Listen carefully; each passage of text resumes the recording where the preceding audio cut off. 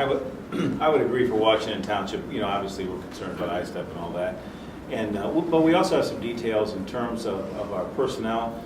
We have to remember, if you want to see a really long meeting, if you ask a question like this in front of a group of practitioners, they come up with a lot of, well, did you think about this or did you think about that?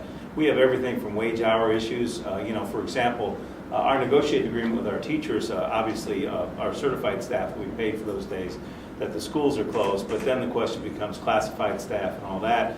We don't think it's fair to treat one class of employees differently from other employees. Those are all things that have to be ironed out, and they'll have to be ironed out from our part with goodwill and good intent and a sense of fairness. No one up in this part of the room, and I'm sure no one in that part of the room, ever wanted this to come across our field of practice. But we'll do that, and we'll do that fairly. And we understand that schools are like big families. We have to work through lots and lots of details. How actually were the schools closed? Because from what I understand, at least at Spring Mill, the students were just sent home with a note. There wasn't even an announcement made. How was it decided that school could be open today but needed to be closed on Monday? Well, part of the issue becomes a timing issue. And I have to tell you, one of the details that I think we have to be very conscious of in Marion County is that every time we close a school or facility, we create a set of child care issues for lots and lots of people in our community. And we want to be respectful of that. We work through and listen very closely to Dr. Kane and her staff and their directives and sending a note home and really the letter from Dr. Kane, the Marion County Health Department and that sort of thing, as well as some other information. We're also working very hard to update our website so that people who have access to the website have access to the latest information, not only about our schools, but about kind of the state of the art, or the state of the problem, I guess, as we best can collect it from across the country.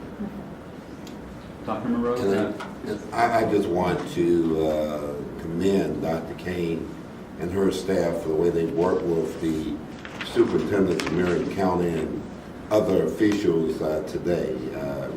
We realized early on this morning around 8 o'clock that we had an issue that we had to deal with, and we had to avoid the panic, but we had to also set some protocols and guidelines and procedures in place, because unfortunately we're the first ones to go through this, and we did not want to create panic in the middle of the day or send those young children home to empty homes.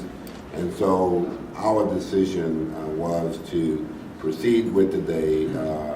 In IPS, we will follow up with a Connect Ed call to each household. Each of the students are carrying with them home a letter to their parents and the readmittance form that will need to be completed, plus the staff was giving a letter in terms of their status during this particular situation, indicating that they will be out of school to return on Monday, May 11th. So I think one of the things we wanted to avoid today was panic and putting parents in compromising situations and child care emergencies that we felt were kind of unnecessary. So I want to commend Dr. Kane and her staff for working with us as we work through the situation today.